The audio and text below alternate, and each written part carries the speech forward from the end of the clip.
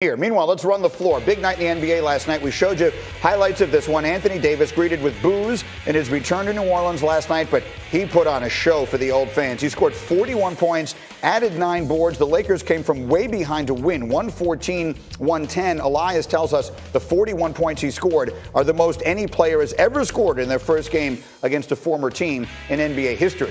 You know who's playing great? Carmelo Anthony. He left to a standing ovation after putting on a show for the fans in Portland in his home debut. He finished with 19 points on 9 of 11 shooting. Blazers beat the Thunder 136-119. It was Melo's highest shooting percentage in any game in his career. And then there's Kemba Walker. He returned to the starting lineup for the Celtics after missing a game with a sprained neck. Led the charge with a season-high 39 in Boston's win against the Nets. Kyrie Irving did not play. Celtics improved to 7-0 at home with the win. They're one of 4 remaining unbeaten teams at home. Heat, Raptors, and Sixers are the other. Now, the others. I mentioned Kyrie. Last night was supposed to be his return to Boston. The former Celtics point guard did not make the trip. He's got a shoulder. The fans were ready with signs, including ones outside the arena calling him a coward. They chanted, quote, "Kyrie sucks" during the game. And Kyrie took notice, and he responded last night with a lengthy social media post. I'm going to read you just bits of it. He wrote, "It happens all the time, and tonight just shows how sports and entertainment will always be ignorant and obtrusive. It's one big show that means very, very little in the real world that most people live in because there are actually things that matter going on within it. Don't fall for the game that's played in front of you as entertainment. It'll never be as serious as dealing with life." All that and more from Kyrie. All right, tonight, 6 o'clock Eastern edition of SportsCenter. But with Tony Collins and Zubin Mehenti, they will look at the revenge factor for Drew Brees and the Saints tonight against the Falcons, and Saturday's guide to an upset. Michigan over Ohio State. I'm telling you, watch out what's going to happen. Plus Auburn, Alabama, and Oklahoma State, and Oklahoma in Bedlam. All that and more. SportsCenter.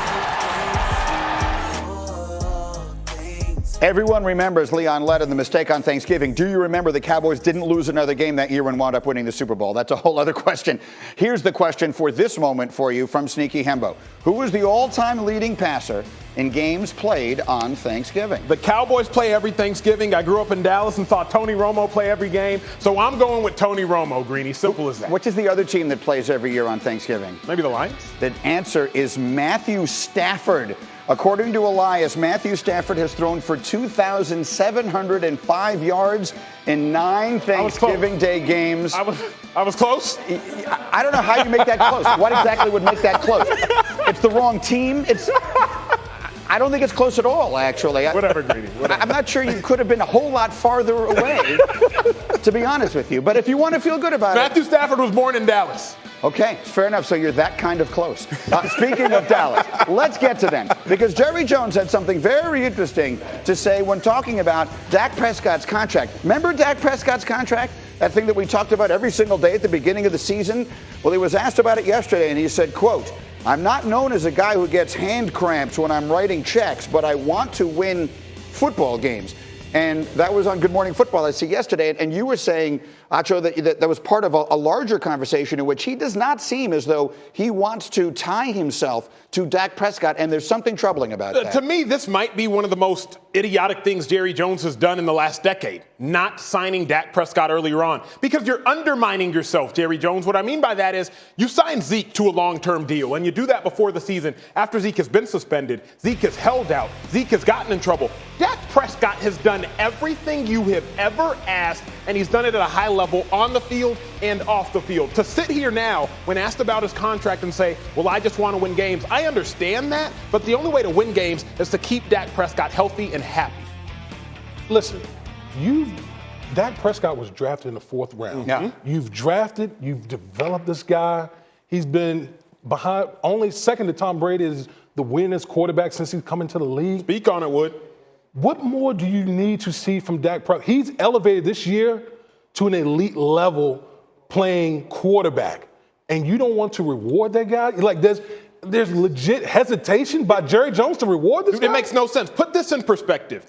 Ezekiel Elliott got more money on his signing bonus this year, than Dak Prescott has made in 4 years collectively. Yeah. Put that all in perspective. It's ridiculous. Look at what one is producing this year versus the other. I think that the first point you made is a really important one that we should focus on a minute. You're talking about a team that has rewarded a lot of outlandish personalities and has put up with a lot of things, and that's fine. I think Jerry likes all that as part of the show and the conversation.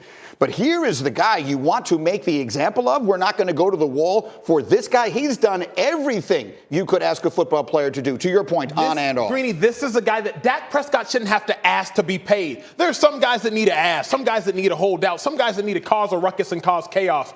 Your quarterback, who's done everything you asked, even to the point where, hey, don't cause any issues with the national anthem. Don't cause any issues on the field. Just be a Cowboy guy and do it the Cowboy way. And he's having to ask for money, and it's ridiculous.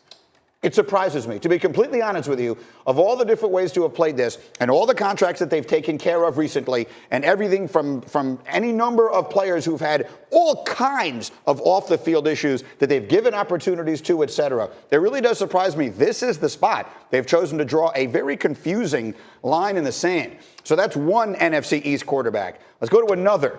And that's the Eagles quarterback, Carson Wentz.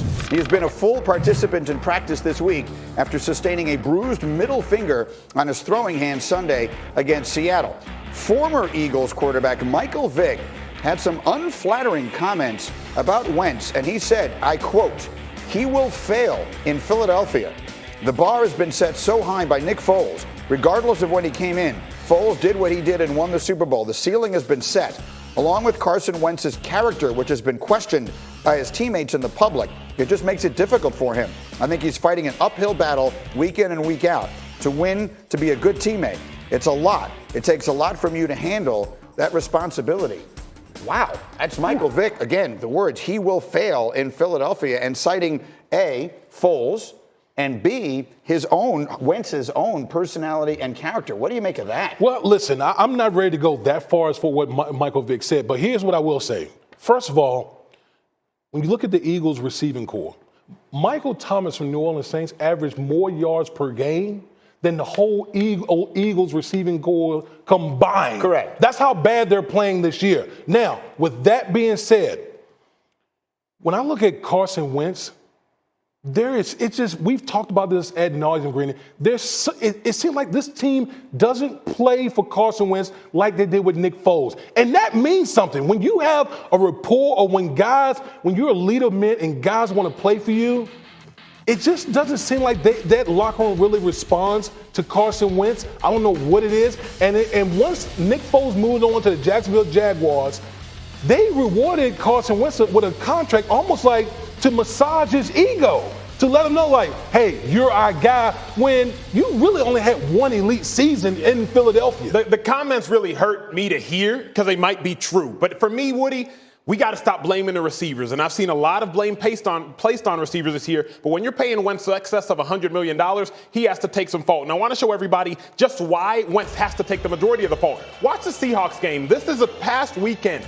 This is easy points. You overthrow a screen pass. Now watch one more time. On the flip side, you overthrow another screen pass. Caesar gives me that this is what hurts. Ertz is open. Get rid of the ball right now, Carson Wentz. Instead, you hold on to it, you take a sack, force fumble, and if I'm not mistaken, the Seahawks recover. So I understand, the Eagles receivers haven't been great, but get this. Greg Ward started last week. They brought him off the practice squad. Jordan Matthews started last week. He spent the majority of the season on the street.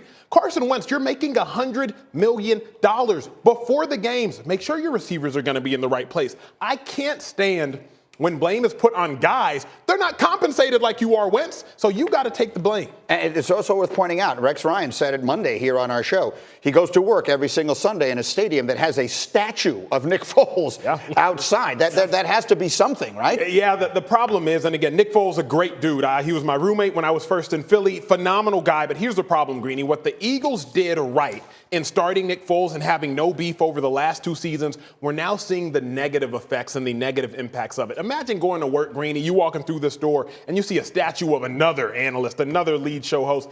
It's tough to do. Yeah, it's got to be. So one way or another, it's added up to a bad situation in Philadelphia, but the schedule is favorable. They still have a chance. Let's see where it goes